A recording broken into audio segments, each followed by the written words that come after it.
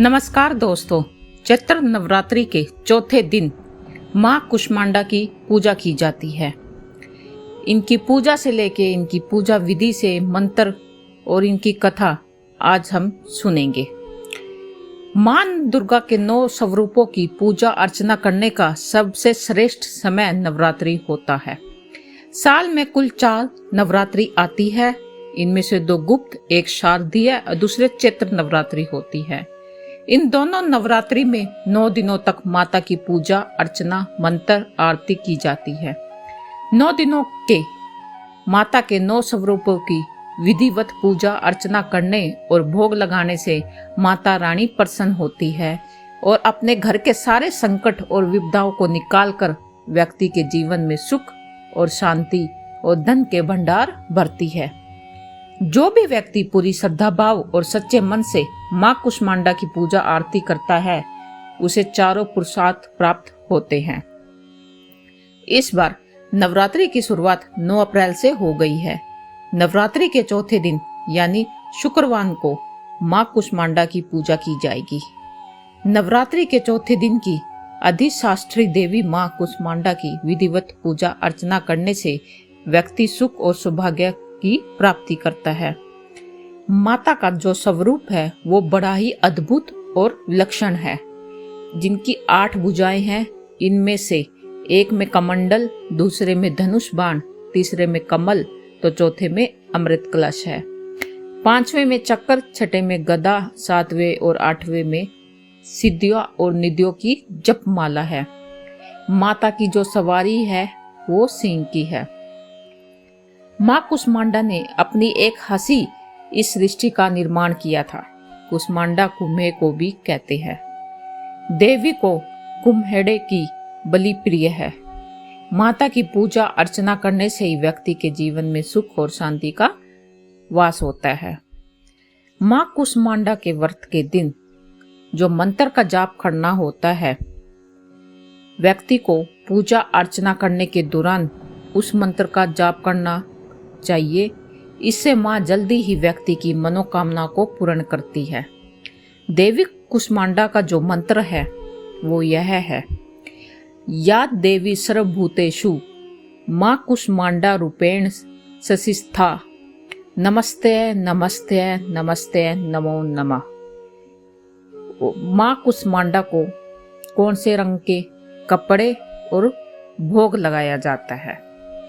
नवरात्रि के चौथे दिन माँ कुष्मांडा की जो पूजा अर्चना की जाती है, उसके बाद सुबह स्नान के बाद उनको पीले रंग के वस्त्र धारण करनी चाहिए।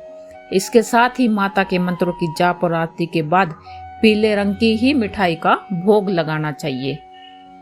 इससे माँ बहुत ही ज्यादा प्रसन्न होगी और उनका आशीर्वाद आपको मिलेगा। तो चलिए अब सुनते हैं माँ कुष्मांडा की कथा को। कुष्मांडा की पूजा आराधना सुबह से ही की जाती है। माँ कुष्मांडा ने अपनी मंद मंद मुस्कान की छटा बिखेर कर सृष्टि की संरचना की थी। इसलिए माता को आदि स्वरूपा और आदि शक्ति भी कहा जाता है। माता की मुस्कान से पूरा ब्रह्मांड ज्योतिमय हो उठा। इसके बाद माता ने सूर्य, तारे, ग्रह और सभी आकाश गंगाओं का निर्माण किया। माता को पृथ्वी की जननी भी कहा जाता है। पौराणिक कथाओं के अनुसार माता ने अपनी मंद मुस्कान से सृष्टि की रचना की थी। इसलिए माता को सृष्टि की आदि शक्ति भी कहा जाता है। क्योंकि माता की 8 भुजाएं हैं। सूर्य मंडल के पास एक लोक में माँ कुष्मांडा निवास करती है। माता की 8 भुजाओं में कमंडल, धनुष, बाण, शंख, चक्र, गदा, सिद्धियां और निधियों के युक्त जपमाला और अमृत कलश विराजमान है। माँ कुष्मांडा का जन्म दैत्यों का संहार करने के लिए हुआ था। कुष्मांडा का अर्थ कुम्हड़ा होता है। कुम्हड़े को कुष्मांड कहा जाता है। इसलिए माँ दुर्गा के चौथे स्वरूप का नाम कुष्मांडा रखा गया था। देवी का वाहन सिंह है। जो भक्त नवरात्रि के चौथे दिन माँ कुष्मांडा की विधि विधान से पूजा करता है, उसे बल, यश, आयु और स्वास्थ्य की प्राप्ति होती है। माँ कुष्मांडा को लगाए गए भोग का प्रसन्नता पूर्वक स्वीकार करती है। यह कहा जाता है कि माँ कुष्मांडा को मालपुए बहुत पसंद है। इसलिए नवरात्रि के चौथे दिन मालपुओं का भोग भी लगाया जाता है। कथा के अनुसार जब चारों ओर घनघोर अंधेरा था, तब माँ कुष्मांडा ने अपनी हंसी से इस ब्रह्मांड की रचना की थी। तभी से इनका नाम कुष्मांडा पड़ा। उन्हें आदि शक्ति भी कहा गया है। कुष्मांडा माता के अंदर इतना तेज है कि वो सूर्यमंडल के अंदर निवास कर सकती है। कहते हैं इस सृष्टि में जो भी प्रकाशवान या तेजवान है, वो सभी माँ कुष्मांडा के तेज से ही अलौकिक है।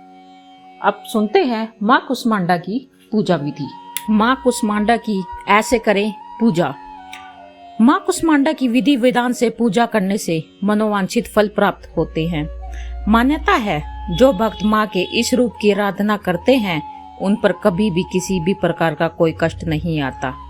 नवरात्रि के चौथे दिन सुबह स्नान आदि से निर्वित हो जाएं। इसके बाद मंदिर को अच्छे से साफ करें। फिर माँ कुष्मांडा का स्मरण करके उनको धूप, गंध, अक्षत, लाल पुष्प, सफेद कुम्हड़ा, फल, सूखे मेवे और सौभाग्य का सामान अर्पित करें। पूजा के अंत में माँ कुष्मांडा की आरती करें, क्षमा याचना करें। जो भी आपसे पूजा में भूल हुई है, माँ उसे माफ कर दे।